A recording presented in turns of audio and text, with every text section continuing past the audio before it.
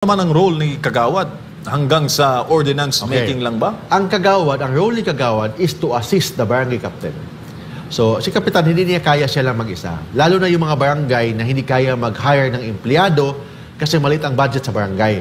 So, yung mga kapitan o mga kagawad will assist the barangay captain. Second, hindi lang to assist the barangay captain, but also to take charge sa mga committee nila.